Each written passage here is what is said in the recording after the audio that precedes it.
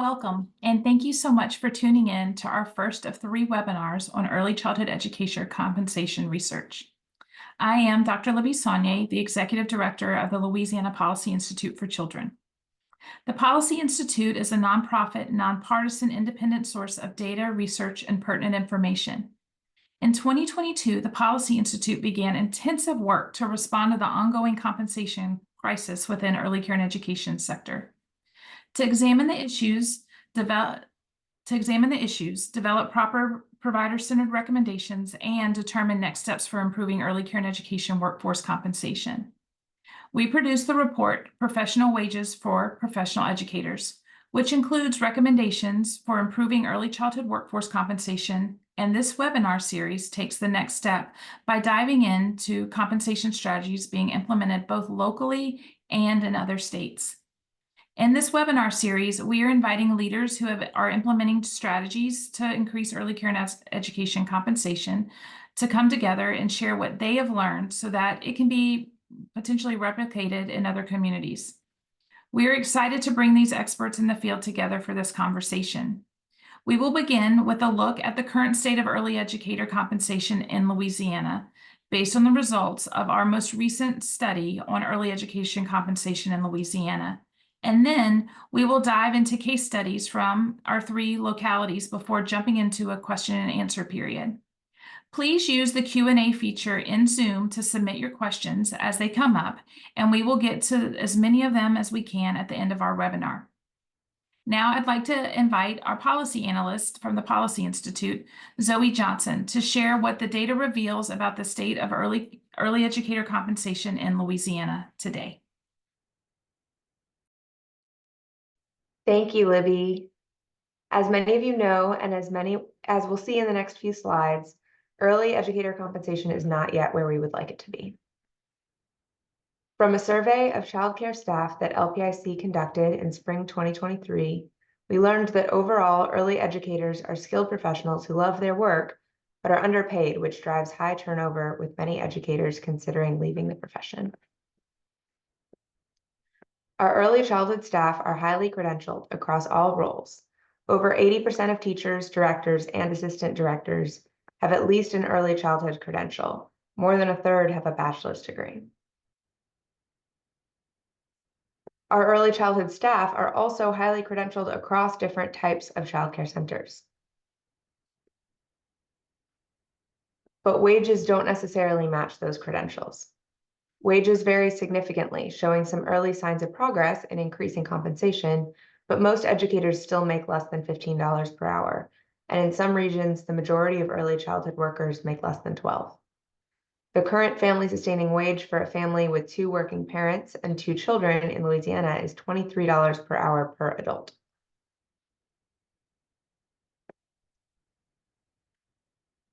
Public school pre-K programs have the highest proportion of wages above $20 per hour, likely due to credential requirements. We also found that most childcare employees are stressed about their finances and worry about money at least monthly. 22% of respondents reported high levels of financial stress, and more than a quarter said they worry about money every day. However, most childcare employees are satisfied in their careers and would choose the profession again. Nearly half indicated that they were very likely to stay with their current employer for 5 more years. But almost a third of workers are thinking often about quitting their jobs. Unsurprisingly, we found that increased wages are most likely to retain these teachers and staff, and that is reflected at all roles and different provider types. We also know from our 2023 provider survey that more than half of departing employees cited higher wages at a new job as a top reason for leaving. You can find the full results of our survey on our website, and feel free to drop any questions you may have in the chat. Knowing all this, we're excited to talk about strategies for increasing compensation with our guests today, so we can keep the skilled educators we have and attract more educators across the field. Thanks so much, Zoe. For our first case study, we're excited to welcome Ruqayya Abar Shaheen, Director of Early Childhood at DC Action in Washington, DC. Rukaya's work combines her experience with direct service, coalition building, and policy and research analysis. In her role, she conducts research, advocacy, and coalition building to promote policies that make DC a place where all children have equitable opportunity to thrive. Rukaya, I'll turn it over to you now. Thank you, Libby. I am so excited to be here with you all today and grateful for the opportunity to share what we have been working on in DC over the last few years. And we can go to the next slide so I can tell you a little more about it. First, just to let you all know where I'm coming from, I am part of DC Action, but I'm also part of the Under 3 DC Coalition, which DC Action helps to lead. And this is kind of our vision statement. We believe that all children deserve a strong beginning and a limitless future. And to summarize what's on the rest of the slide is a prioritization of racial and economic justice and ensuring that we are pursuing public investments to support families. So we really think about how do we make transformative social change in a way that is sustainable for the long run and that benefits children in an equitable and just way. Next slide. I won't spend a lot of time on our values, but I'm including them because they're very critical to the way that we do our work and the decisions that we make as a coalition. So to reiterate, we are focused on equity. Next slide. And then as we pursue policies, we also think about racial justice, structural equity, economic mobility, and leveraging the strengths of the folks that are in our coalition and in our communities. Just to give you guys a quick background on who our early childhood educators are in the District of Columbia, we have about 3,500 early childhood educators. The majority of them have attained some sort of credential or degree in early childhood education in compliance with DC's credentialing requirements. And prior to what I will describe as our work in the past few years, early childhood educators made approximately 40% less than educators of older children in the district, and was one of the lowest paying jobs in the district, despite the important role that educators have in our children's lives and their families as well. So I'm going to start with what did we do, and then I'll tell you a little bit more about the details and how we got here. But the short of it is that in 2022, the district passed the Early Childhood Educator Equitable Compensation, Pay Equity Fund. I'm sorry, there's something else called the Early Childhood Educator Equitable Compensation Task Force. But the Pay Equity Fund was made into law in FY22 at the very end of FY22, so in the late summer, and began to be implemented starting in FY23, so starting in September of that year. Some critical notes on the way that the program proceeded was that it was divided into two phases. I'll talk a little bit more about the goals of the program in a minute, but in terms of the way that we approached it, I just wanted to note that we had funds set aside for the program. There was new revenue for it, and the idea was, how do we get funds out really quickly to early childhood educators, but not be tied into a strategy that's centered around rapid turnaround for the long run. So that's why we phased it into two approaches. The first year we did direct supplements for early childhood educators of $10,000 to $14,000. There was one initial one for FY22 that was a lump sum, and then there was in FY23 it was divided into quarters. And in the meantime, we would be developing infrastructure for a long-term approach to improving early childhood educator compensation.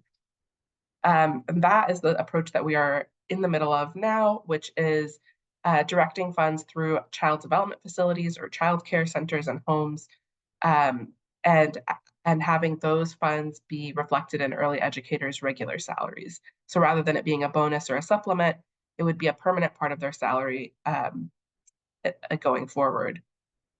There are a lot of things on this slide. I'm not going to read through all of them, but the slides will be available to you. So I want to make sure that you have all this information.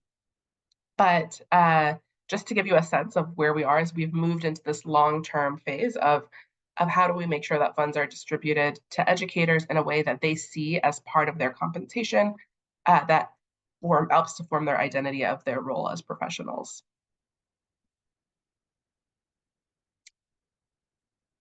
In addition to that, the Pay Equity Fund includes a program called Healthcare for Childcare, which provides free health insurance and low-cost health insurance for early childhood educators and early learning program staff who are working at licensed childcare programs. So this is a really exciting and has been a really important part of our strategy, because we know that as we're raising educators from poverty wages into wages that are fairer, we have to consider the fact that in order to survive on those poverty wages, educators have been relying on public benefits, and that those will phase out as their salaries increase. Notably amongst those in DC for us was healthcare, and ensuring that there was an option available for educators once they lost their eligibility for Medicaid was critical. Next slide, please. I'm not going to go over this whole slide. I just wanted you to see it because I think it's really important for you to have the perspective of how long DC has been thinking about early childhood education and early learning. And so you can see that a lot of these foundations started as far back as the 60s, and more immediately you see that the kind of restarting of this work was in the early 2000s when DC passed the Pre-K for All DC program, which ensures free preschool for 3- and 4-year-olds in the district. And following from that, the district resumed thinking about not just the 3- and 4-year-old years, but also thinking about what happens before you get into preschool. And that is where the work of the Under 3 Coalition and the Birth to 3 policy, Birth to 3 for All DC Act comes in. Next slide. In 2018, the Birth to 3 for All DC Act passed with unanimous support in the council. And the idea, the big picture, it's a broad piece of legislation, and the intent is to build an early childhood system that's equitable. But the big piece of it is really making sure that all families in the district can afford childcare. And the part that's relevant to compensation is that we knew that in order to get to the point of expanding the number of seats available, making sure that programs were financially sustainable so that families could benefit, we knew that we had to solve the workforce problem, which was severe underpayment, undervaluing, undercompensation over many, many decades, and that we had to address that in order to solve our childcare problems in the district. So we focused on a parity approach, so thinking about parity between early childhood educators and elementary school teachers employed by the District of Columbia. I don't want to go into a lot of detail here, but it's really important for you to know that in DC, we have our DC public school teachers are unionized and have a salary scale with steps, which was a really critical piece for us to tie our work to, and that we had this really clear understanding of what DCPS teachers were paid. And in order to tie our early childhood educator salaries to those, we spent a lot of time understanding their salary schedule and finding ways to find parity with it. We also have a set of education requirements in DC that were put into law in 2006, I believe, 2009, and then began to be fully implemented in the last year or so. So just so you all can see that that is a really important part of the way that we framed our work, was thinking about educators both in the context of parity with public school teachers, as well as their compensation relative to their role credentials. We funded the program through a revenue raiser that was based on a higher tax rate for early childhood educators. A higher tax rate for wealthiest residents in the district. So folks who are making more than $250,000 a year individually, and households making more than $500 if it was more than one earner. Excuse me. Our goal was to reach $60 million. And we didn't have a lot of amazing data on how much this program would cost, but we knew that that was going to be the bare minimum to get ourselves started. Next slide, please.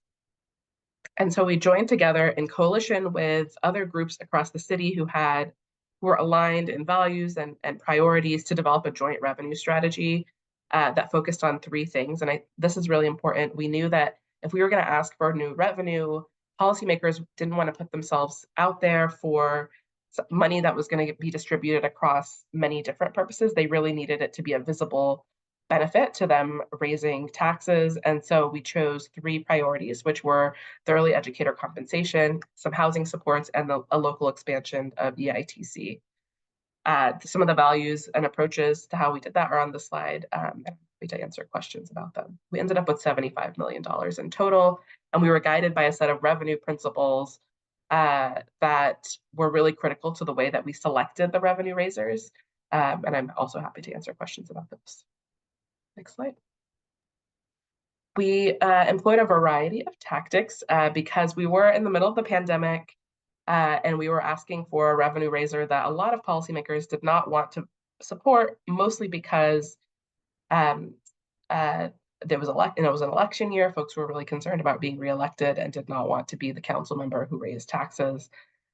So we did a lot of on the ground efforts. We drove from house to house of our council members, encouraging them to sign on. We did town halls in the wards of the district with those council members and ensure that there were representatives from their ward talking to them about why it mattered. We did a hearing on revenue. We taught about our community about tax justice. We did petitions. We did research. We did a public poll, which I believe the results are on the next slide. Yes, to show that DC residents supported raising taxes in order to better compensate early childhood educators. So we really wanted to give our policymakers as much cover as we could as we pursued asking for higher revenue. Next slide. I actually think we'll cover the impacts later, but I put them in the slide so folks had them on hand. The short of it is that it's paid off, but I can talk about that a little bit later. And this is also impacts. Next slide. Also impacts. That's it. Thank you all.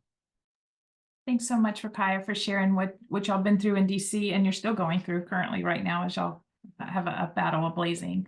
For our next case study, we are excited to welcome Dr. Sarintha Strickland, Executive Director of the Jefferson Parish Ready Start Network here in Louisiana. Dr. Strickland has worked in early care and education for over 30 years as faculty member, administrator, policy advisor, consultant, trainer, coach, and teacher.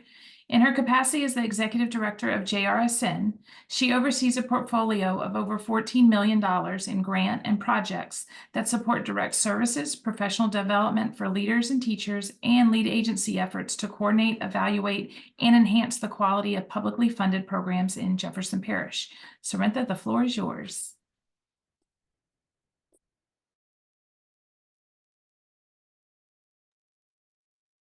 Good morning, Libby, and good morning, everyone. Thank you so much for having me. I'm really excited to join this conversation and to really continue to learn from the Policy Institute, from the work happening in DC and Orleans and others, because we all know that we have a long way to go in Louisiana related to early educator compensation. As Libby said, I'm with the Jefferson Ready Start Network next. And so I thought I'd just share a little bit about who we are, that we are a coalition of individuals who come together to work to improve opportunities for children in Jefferson from birth to age 5. While our overall goal is to be inclusive of all children and ensure all children in our parish have opportunities to access quality, we really have a fundamental focus on increasing access to quality for those children who are in families who are economically disadvantaged. Next. So we have two big partners that are important to the work that we do. The Jefferson Parish School System serves as our fiscal agent for programmatic initiatives, and the Jefferson Community Foundation serves as our fiscal agent for fundraising and community nonprofit initiatives. Our work is guided by thought partners and advisory board of individuals across our community from different sectors, such as the business sector, the nonprofit sector, advocates, as well as providers and families. We're also guided by a core leadership team that is really our early childhood leaders and stakeholders who have that expertise to really drive the work that we do. To set the stage a little bit, for those of you not familiar with Jefferson Parish, there are approximately 28,000 children from birth through 4 years of age in the parish, and of those, as many as 15 to 20,000 are in families who are economically disadvantaged. And folks who know Jefferson are a little surprised by these numbers. Now, first, I'm talking about families who are at 200% of the federal poverty level. So we're talking about that higher income level. But folks see Jefferson as a wealthy parish. And in comparison to some other parishes, we in fact have families who have more opportunities than in other parishes, but we still have a high percentage of children who meet that definition and whose families cannot afford quality early care and education. Sadly, though, on a good day, we're serving just under or approximately 5,000 children in publicly funded seats. So we have a long way to go. We have a big gap. I want to talk a little bit about where those children are, what their teachers look like. So of those 5,000 children, if we focus solely on those that we're talking about in childcare settings, we have 78 infant classrooms, 178 toddler classrooms, and 142 preschool classrooms. And those asterisks are just a reminder to me to say those are the preschool classrooms that are not in our school system setting. So these are our classrooms in child care centers that serve publicly funded children. When we look at the teachers serving those children, and if you think about it, those numbers on the previous slide added up to about 400 classrooms within childcare settings that are classrooms that have publicly funded children. So about 400 classrooms.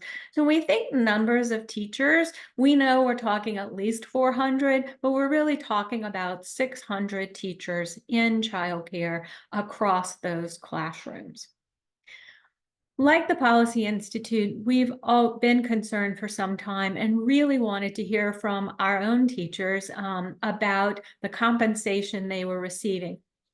Back in spring of 22, we worked with the University of Virginia to survey leaders who as high as 74% expressed challenges in hiring teachers. They had at least 74% of leaders of these programs had vacancies, and they expressed the biggest challenge was their ability to recruit and retain because of the low wage. So our next step in collaboration with UVA was to survey teachers. So in spring of 2022, we surveyed teachers and had 427 teachers respond. And of those respondents, we saw that 75% of them reported difficulty living on the household income that was available to them. I think the next statistic is the saddest as we think about early care and education and our own teachers working in the field. 61% of them reported that they themselves could not afford childcare for their own children. 56% reported they could not afford their current medical expenses and didn't have money stashed away for any kind of medical emergency. So as you look at the Jefferson data from spring of 22, it really closely matches the 2024 Policy Institute workforce findings, that the rate of pay is impacting the childcare sector. It's insufficient to support teachers and especially those who have children of their own. As we reflected on those challenges and worked with a coalition of providers, we really tried to think about what kind of solutions can we generate? What can we do? And we oftentimes feel like our hands are tied. Oh, there's nothing we can do. It's such a difficult situation. Unless money is magically falling from the sky, we don't have money to increase wages. But we really wanted to try something. And if you recall back in that time frame in Louisiana, we had, well, as always, we have this variety of funding sources. But back in 22, we also had some federal money called the Preschool Development Grant. So it was known as PDG B3 seats and funding. So we began to work with our childcare leaders to think about what would a more appropriate rate be? What would it look like if we were to provide a rate that allowed them to provide for quality? And I'll admit, we weren't really going into this thinking so much about teacher compensation as we were thinking about what's a more appropriate rate for a program to be able to provide quality early care and education experiences. So back then, we were contracting with, at the highest point, 35 early care and education sites in Jefferson Parish. That represented about half of the Type 3 licensed programs in our parish. We were awarding about 800 seats at that point across infant, toddlers, and 3-year-olds. So we began to look at numbers, which I'll tell you is not my forte, right? But working with those who really could think about budgets and cost, and came up with rates that allowed programs to really begin to think about how to implement quality. And so we had to recognize we had few fund sources that had the flexibility for us to implement those rates. Next. Most programs around Louisiana have these similar fund sources: Child Care Assistance Program, LA4, our non-public school early childhood development program, or NSECD. At that point, we had the PDG B3. They're now called our state B3 funded seats. We also had some local funding, which meant we were accessing the state matching fund. And of course, almost all programs have some private pay children in those seats. But all these different fund sorts come with different eligibility, different pay rates, different pay mechanisms, different timelines, and other differences that must be navigated by those local programs. Next. In Jefferson, what we found were the sources that had some flexibility were, of course, our local dollars. We were getting some funding from the Jefferson Parish Council. It was then matched by the Louisiana Education Fund that had some flexibility. And then at the time, the greatest flexibility was with those PDG B3 seats. Next. So the initiative we undertook at that point in time, in collaboration with the coalition of childcare partners, was to look at those contracts for seats for childcare centers. And so it was across those three sources: our local funds, our state match dollars, and our PDG B3 funds. And what we did was set increased rates for those seats. Our infant rate at the highest was $1,894 per month per infant.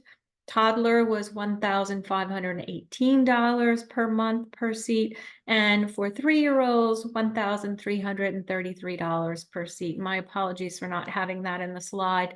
But I'm certainly happy to drop that in the chat later or talk more about it. But contractually then, providers were funded at that rate. And as I said, 35 different providers, as many as 800 seats across infant, toddlers, and 3s. When we initially did this, what we found was that programs didn't automatically increase compensation for teachers. So our next step was to add into those contracts that teachers in these publicly funded classrooms that had those locally funded state match or PDG B3 children, where the program was contractually required to pay those teachers at least $14 per hour. And it's interesting when you think at the time, the average rate per teacher in Jefferson was $12.82 an hour. So again, that's the average. We saw quite a range. And that was for folks identified as teacher, not assistant teacher. So we weren't talking about a huge increase.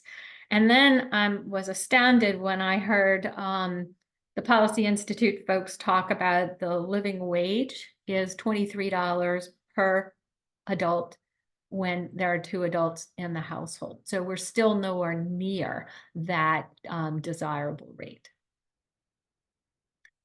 Next. So as we began to implement this program, it's one thing to create contracts, and a contract says, this party will do this, that party will do the other. We really then had to think about implementation practices, right? So we had some hurdles and some challenges, and even though it's 35 programs, programs are different, and we had to really work with them individually. Just a quick shout out to our program director who's on, Jessica Roquette. She and her team did a fabulous job of really working with sites to individualize and address challenges that came up. There were challenges around, so you say we've got to pay $14 per hour per teacher, but what do you mean by teacher, right? Different roles and different responsibilities and different titles. Those were all issues that came up. Teacher qualifications. So the teacher was supposed to have a CDA already to be working in the room, but did I have to pay her $14 an hour if she didn't have the CDA yet? And then it really got messy and into the weeds, right? Because, well, she finished the coursework, but didn't actually finish her portfolio or didn't apply for the ECAC yet, et cetera. What we learned too is that programs were concerned about the entire pay structure across the site. We weren't funding them at a level that could allow them to raise the rates for all teachers. So what does that look like? That really gets messy because this teacher has to make $14 an hour, but that teacher is not. So different issues came up. And the other was related to the percentage of children in those classrooms that was getting the higher rate. I know that's a real challenge when you only have a couple of children in the room and it's not enough to sustain the pay for that teacher for the classroom when there's only 1 or 2 children. Next. And so I'll just conclude with we piloted something. Although it had some challenges, we had some successes. The real issue is the inconsistency in funding in our state and the changes year after year. What we really need is long-term sustainable funding, both at the local level as well as something that's long-term and sustainable, and we know is going to be there year after year at the state level. Tell you what we've done at the local level, and I want to hear more about what DC did to be so successful, is that we've launched a community campaign to educate residents about the need and a targeted campaign to inform our parish leaders, because we also need those local dollars to be able to do something on a bigger scale and something that is sustainable. We also need our early care and education fund to be fully funded in order to leverage the match. And we need continued flexibility at the local level, because locals are able to figure out what the appropriate rate is in that parish or that community, and have more flexibility to work with those individual programs to figure out what's the right rate, what's the right number of children, and then how do you shift children or funding, not children, sorry. How do you shift funding around? Because we want consistency for our children, but how do you shift funding in order to make it work for that program at that time? So I'll stop here. I know we're going to hear from some other amazing people and excited to learn from them as well. Thanks so much, Cerintha. Cerintha mentioned real quickly, for those of y'all who aren't don't know all about our Louisiana context, the Early Childhood Education Fund, and making sure that it is fully funded. That is a fund that was created at the state level that offers a one-to-one match when locals put dollars into increasing access to early care and education. So Jefferson right now puts about $300,000 of local dollars into access to creating access for early care and education, and that can grow to $600,000 with that dollar for dollar match. And so making sure that we have enough funding in that fund is critically important, which our next speaker will probably talk about a little bit, who is our next case study is with Derek Toops, the managing director of the network strategy for Agenda for Children. Over the past decade, Derek has taught 2, 3, and 4-year-olds, third grade, and adult learners, in addition to serving as an early childhood center director. Derek serves on the steering committee of the New Orleans Early Education Network, affectionately known as NOEN, is adjunct faculty for the Care and Development of Young Children program at Delgado Community College and Baton Rouge Community College, and is an affiliate of the Early Childhood Educator Institute at LSU. Derek, over to you. Thank you very much, Libby. So I'll kind of touch on a couple of things that Sorrento, our neighbor in Jefferson Parish, touched on, but kind of in the Orleans Parish context, as well as our own pilot and some other work that we're doing. So we'll go to the next slide. All right, and you can advance all of the bullets. I realized that'd be a little cumbersome. So last year, so Agenda for Children, just a little context, we are the co-lead agency for Orleans Parish. So we partner with NOLA Public Schools to oversee the administrative functions of early childhood in the parish. And we also serve as the sole Ready Start network for Orleans Parish. So we lead on the strategic initiatives for increasing access to high quality early care and education.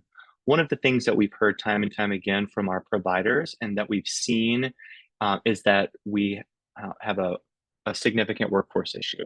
So what we did last year is we convened over 30 community partners, primarily local, but we did have some folks from around the state.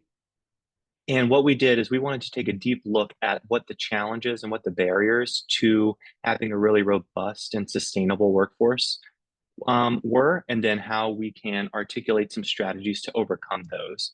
So we put together what we call a playbook, and it outlines 22 strategies related to 3 primary buckets of work. So the first is preparation and pathways. How are we preparing our early care early educators to enter the field? And then once they're in the field, how can they navigate between positions? For example, how does an assistant teacher become a lead teacher? How does a lead teacher become a coach or specialist or even a director? So we have some strategies related to that. The second bucket is related to retention and recruitment.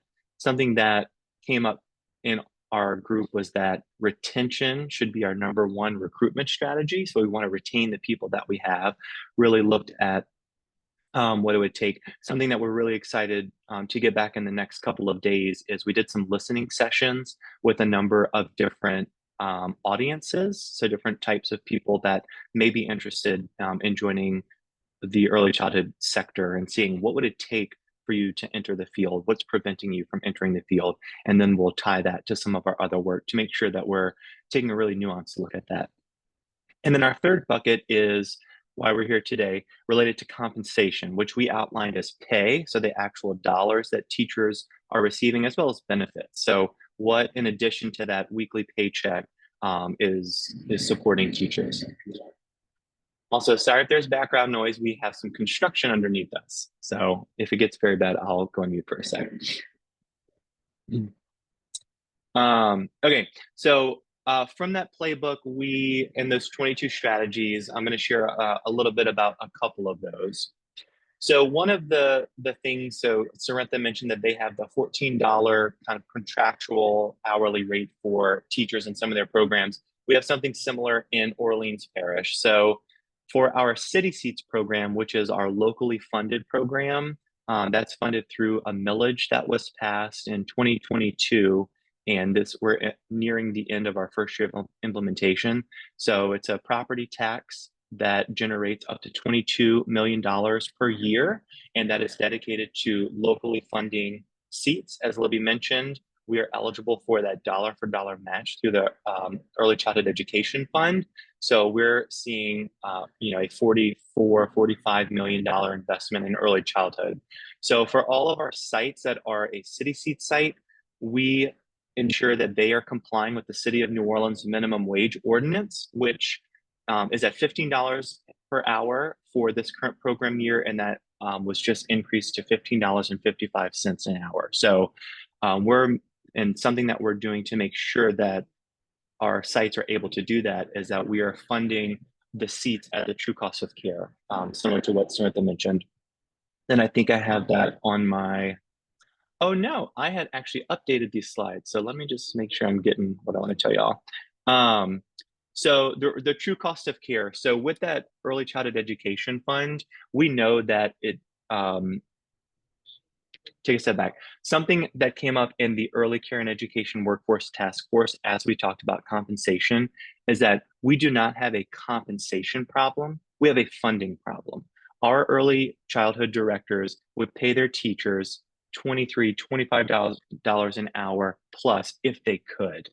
But we know that the subsidies are only set at a certain rate, and that parents can only pay out of pocket for those private paid children to a certain amount. So we know that if we want to pay teachers more, then we as a network have to support our providers in locating and accessing those funds. So with our early ECEF, Early Childhood Education Fund seats, we set the rates at a higher level than the other state subsidies and higher than our locally funded millage seats. So that's $25,000 per infant 1- and 2-year-old, and $15,000 per 3-year-old. And that's an annual rate. It's right over $2,000 a month for the infants through 2s, and I think $1,250 per month per child for the 3-year-olds.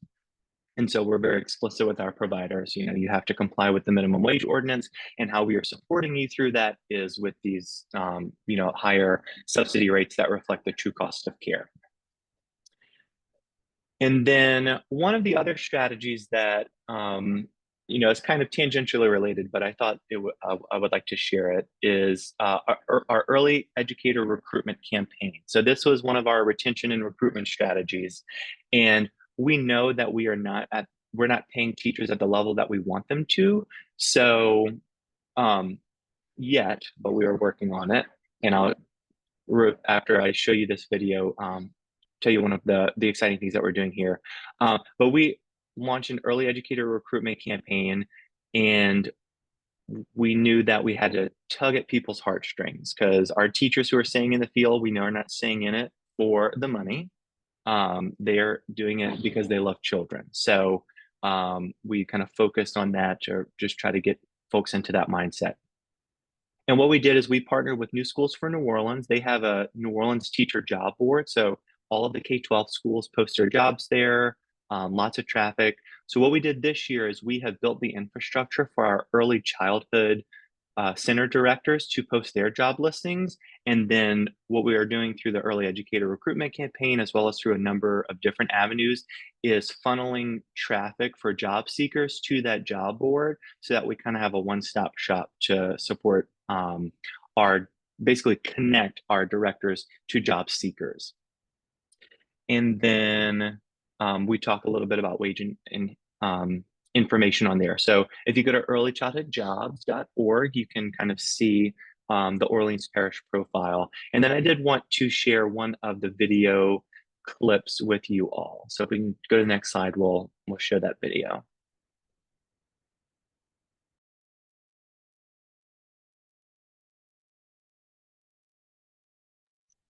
All right, looks like we're not getting sound. We did do a sound test before, so we'll see if we can get the sound on and restart.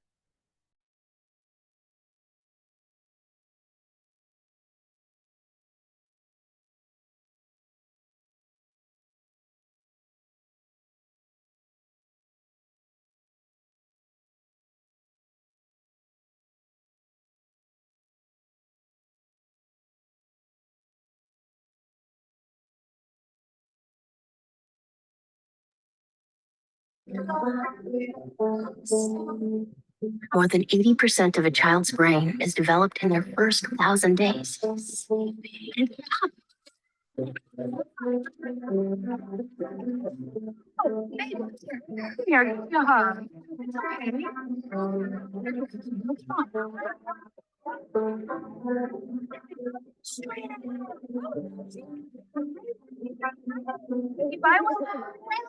have something to say. You do?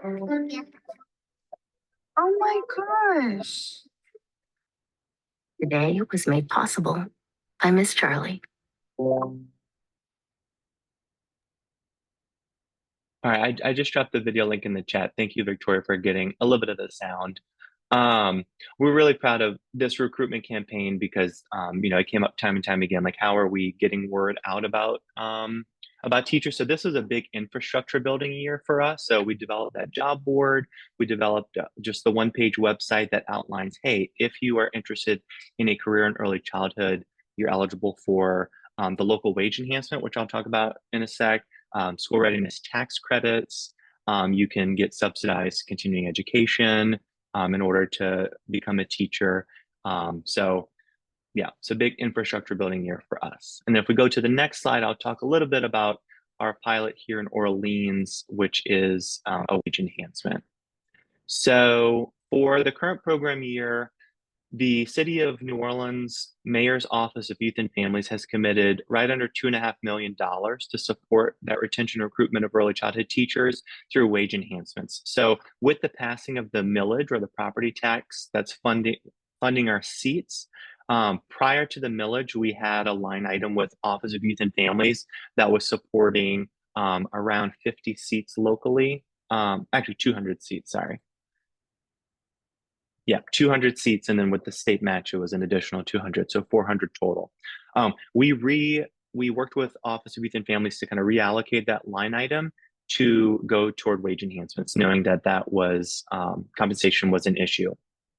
So we are rounding out the first year of the wage enhancement, and so Agenda for Children, on behalf of the Office of Youth and Families, is distributing funds to early childhood educators who work directly with children an average of 30 hours per week in Type 3 early learning programs. So Samantha kind of mentioned getting into the weeds with some of the contractual stuff. So we tried to make it as broad as we could, but also making sure that this is directly benefiting folks working with children. So the way that we conceptualized and have implemented this is that teachers, as long as they are working on average 30 hours per week for a 3-month period, they are eligible for a $750 wage enhancement. So across the program year, that's up to $2,250. And why we did these 3-month chunks is that with that recruitment campaign, we knew that we wanted to recruit new folks into the field. We know that teacher turnover is high, between 26 and 46%, depending on the age of the children that teachers are working with and on the care setting. So we wanted to incentivize people, if they entered halfway through the year, they'd still be eligible for some of the wage enhancement. So in round one, we dispersed $660,000 to 880 educators, and that's a total amount. Again, it's $750 per round per teacher. And then we saw more teachers in the second round, about 708,000. Our paperwork for the third round is due just in a couple of days, and we're really excited to kind of dig into the data some more.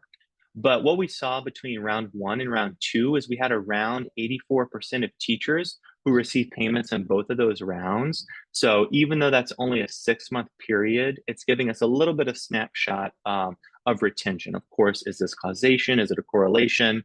Once we get that round 3 data, we'll be able to infer a little bit more. We are really excited that the wage enhancement, we know that this is not a sustainable thing unless we get a sustainable funding source for this.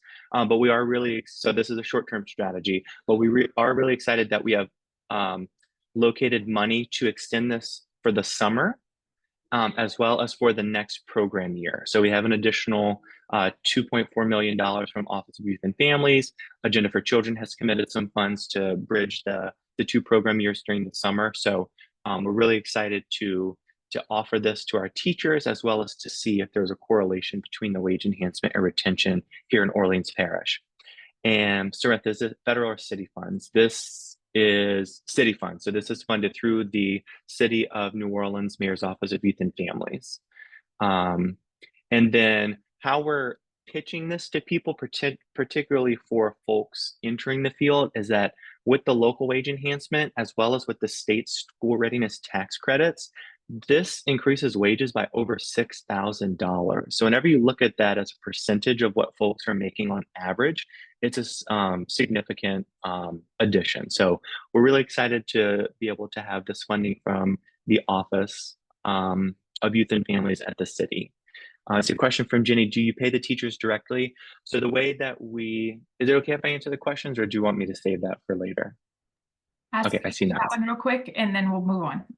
Okay, yeah, so we do not pay the teachers directly. The way that we are doing this is we are dispersing the funds to the center directors, who then pay the teachers, and then we have this like very neat online portal to where the directors can upload proof of payment. This is public funding, so you need to ensure that it's going to our teachers.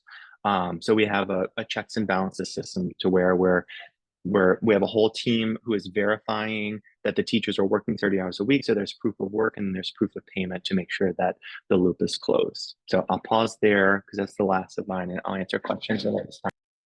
So thanks so much, Derek. I'm going to take away, we don't have a compensation issue. We have a funding issue. And isn't that the plight of our life in the field of early care and education? But to directly to Derek's point is that our providers would absolutely pay their educators more if they could. So thank you so much. We are really excited now to get to some questions that you have all been asking in the chat. And so please, again, submit any lingering questions you may have in the chat. I'm going to kick us off with a few questions as y'all kind of get your thoughts going. And first, Derek, for you, can you talk about how the early educator stipends have supported the larger effort to increase access to early care and education? For example, making sure that these teachers are in the classroom serve the seats covered by the millage or the ECE fund. Yeah, so going back to that playbook and the task force that we had, kind of how we framed it up for people is that, this is year one of the big millage. So 955 locally funded seats, 710 seats funded through the state match. So a significant number of new seats with B3 going away. We covered some of the loss of those seats with our city seats. So the number of like net added seats was less than we thought it was going to be. Again, this kind of underscores Sarantha's point about the need for sustainable funding sources. And we have been very strong advocates to the Department of Education, just outlining very clearly for them, hey, these are the impacts of some of the decisions that are being made. We know that you all have the best interests of children at heart, but here are some suggestions to how we can, think about this from a more long-term. All right, they're building a dog dental clinic underneath us, and it's been very loud the last couple of weeks. So again, I apologize. So Libby, to kind of answer the question, we articulated that we would need a couple hundred new teachers to meet the demand for the net add in seats. Again, those numbers are a moving target given the funding sources. But at the end of the day, we know that if we can pay teachers more, we can likely recruit more teachers, retain more teachers. We're seeing some early signs of success just from that small sample size. So we're just really eager to see the longer term impacts of this. Thanks so much, Derek. There's a quick question in the chat by Aaron St. Pierre, and it's based on something you had on your slide. We're saying up to 6,000. And so if you can just clarify the SRTC funding that is helping teachers to overall have an increase. Yeah, sure. Yeah, so we're not using school readiness tax credits to pay for the wage increases. We're just socializing it. It's like, hey, if you are a teacher in a type 3 program, you're eligible for school readiness tax credits and the wage enhancement. So if you add the totals together, it is up to or over $6,000, of course, depending on what level you are at Louisiana Pathways, how long you've been working locally for the wage enhancement. So we just want to show that every little bit helps, and that if we can kind of stack these things on top of each other, it makes a large impact. I wanted that to be very clear because people could get a little confused with all that. So thanks so much for that. There's an additional question in the chat about are these funds, meaning the New Orleans funds, coming from the parish itself because of the increased taxes being paid by taxpayers? The answer is yes. Right, Derek? When we're talking about the New Orleans City Seats program. Yeah, so the actual seats are being funded through the millage or the property tax, but the wage enhancement is being funded through a line item in the Office of Youth and Families budget. So two different funding sources, both still local funding.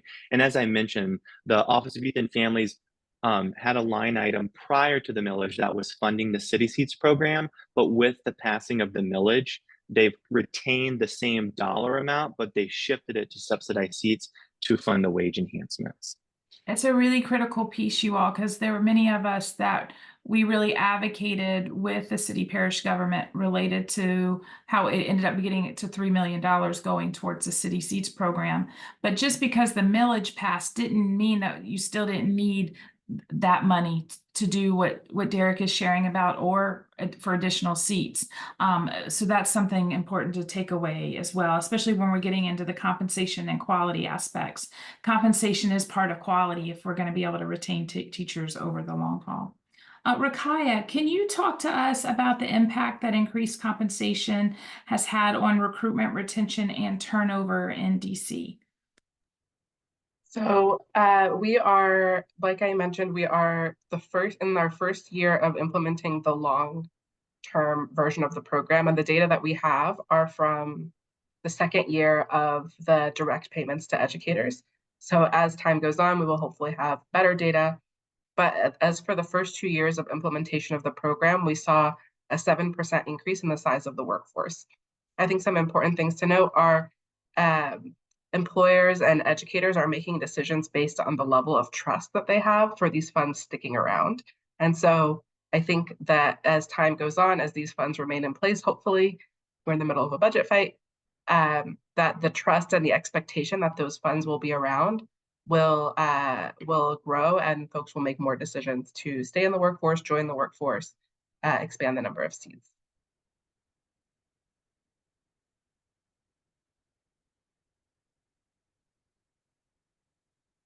Libby, I think you're on mute. Thank you for that. Thanks, Rakaya, for that answer and telling me I'm on mute. For Sarintha, suggestions for localities thinking about how to increase early educator compensation. Where do you think they should start? Well, I think one of the first places to start is by going back to providers, looking at this coalitions of providers, as Derek said, listening sessions, data collection. We cannot start without hearing those voices and understanding those needs. But ultimately, and Libby, I wrote it down myself. I put it on the paper. I wrote exactly what Derek said. We don't have a compensation issue. We have a funding issue. And so I really think, I'd love to have some opportunity to learn more about, the DC, because I think I heard it was a millage as well. Why are they in a fight now over money? Like how? So I think that's one of the ways to go. And we are seeing increases in local funds around the state, not in the amounts that we see in Orleans yet, but I know there are at least 6 different communities that have some level of local funds going in, and they're drawing some of those state match dollars down. So I think we have to be vigilant at the local level and really learn how to get into that space. I mean, we have to figure out how to have education campaigns and then real political campaigns because federal funds, state funds alone aren't enough. We really need that local contribution as well. Thanks so much for that, Sarintha. The next question that we have is really for all of you. And this goes to the heart of oftentimes our providers and educators have things done to them instead of with them. And so the question is, how do you all engage early educators and providers in the planning and implementation as we're thinking about different compensation strategies? And who, Rakaya, Derek, Sorrentha, whoever wants to kick us off. I can talk from our perspective as a coalition.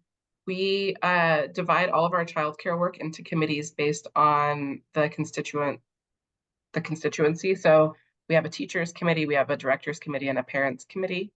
And those are places where when we do our advocacy, we run all of our policy ideas by them. We listen for what are the challenges that educators and providers are raising, and we respond to that information by devising policy solutions alongside them that we then try to advance with our policymakers. So everything is really centered in that committee work. And then the other thing that I'll note is that we pushed for the establishment of a task force that would make decisions and recommendations about how the Pay Equity Fund was implemented. And when we did our advocacy for that task force, we insisted that there be a good representation from centers, family child care homes, as well as educator representation on that task force, so that those folks could weigh in on the design of the program and its implementation. And then for those of us who are members of a coalition space, I, for example, take all of our decision points from the task force back to our committees to make sure that they are able to weigh in on them and that I can represent them as a task force, as a coalition representative on that task force. So it's a very involved process, but I will say it's required a lot of pushing at the government level to ensure that there are those spaces available. One thing that's been really important for us is language access. We have a lot of our early childhood educators are primarily Spanish speakers. And so it's been really important that the materials come out in Spanish, that our task force meetings are in Spanish, our coalition meetings are in Spanish, as well as English. And so making sure that we have in our budgeting for our coalition, that we're budgeting for Spanish language interpretation and translation, and that we're advocating for our policymakers as they're holding that space publicly to make sure that that's available as well.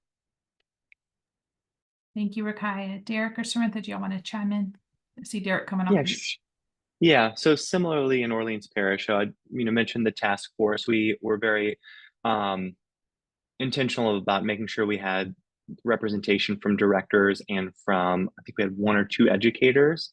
And then something that I'm personally really proud of is I lead the behind the scenes work of the Knowing Steering Committee, which serves as our Ready Start Network coalition kind of advisory board. We have almost doubled in size in the last year and a half. And part of that is ensuring that we have representation from parents, from teachers, and from directors. So every single public funding source has, at least one representative so that they can speak to the challenges and the benefits of, being involved with that. And then the Knowing Steering Committee also serves as our, decision-making advisory body. So whenever we're talking about a wage enhancement or anything else related to compensation, we have that kind of built-in soundboard. Thanks so much, Derek. And I know Rakaya mentioned something about language access and justice. And I'm going to kick it to you, Sorrentha, because y'all have done some extraordinary work in your parish related to that. Thanks, Libby. Yes, I think, again, there's similarities across entities. We have an advisory board, a leadership committee, a steering committee. Our next big piece of work is with the Child Care Coalition, which is more boots on the ground. But we are increasingly growing our population or our teachers who are Spanish speaking through a mentorship program of bilingual teachers. We do not have all of our meetings in Spanish and everything we do in Spanish, but it is certainly a goal. We actually have a Latino coalition that we work with to identify particular needs of those children and families, but also those organizations that can help us think about how to better recruit, how to better retain, how to better support our Spanish-speaking children, families, and potential teachers. Thanks so much, Sorrentha. Christy Gilmore from West Baton Rouge asked a question about having those different communities in place and a task force. Can you speak to the administrative lift for LEAs, local education agencies, when seeking local funding? I guess maybe some of that is me, and maybe Derek can jump in, but if you heard the opening of my segment, the Jefferson Ready Start Network is this, maybe I didn't say it this way, but it's kind of a weird animal, right? So we started out as the lead agency for Jefferson, and we were within the school system, became the Ready Start Network in the school system as well, but recognized that we need more of that community base. We need more of that connection to nonprofits and fundraising opportunities. So our Ready Start Network is also partnered with a community foundation. I have learned that that's happening more and more around the state as well, but it really creates opportunities that would not exist if we simply were the LEA. I also heard Derek talk about how some of their work is in partnership. They co-lead, but they're in that unique position as well. If Derek, if you want to add to that, being a nonprofit and in collaboration with the school system. Yeah, it's certainly an administrative lift. I would say kind of something that we've learned this year, and we've I think done a pretty good job of this with actually having the meetings. And this is a very tactical response, but I think it's been super helpful. Like, just think about the times of day that you're having your meetings or seeking input, as well as where.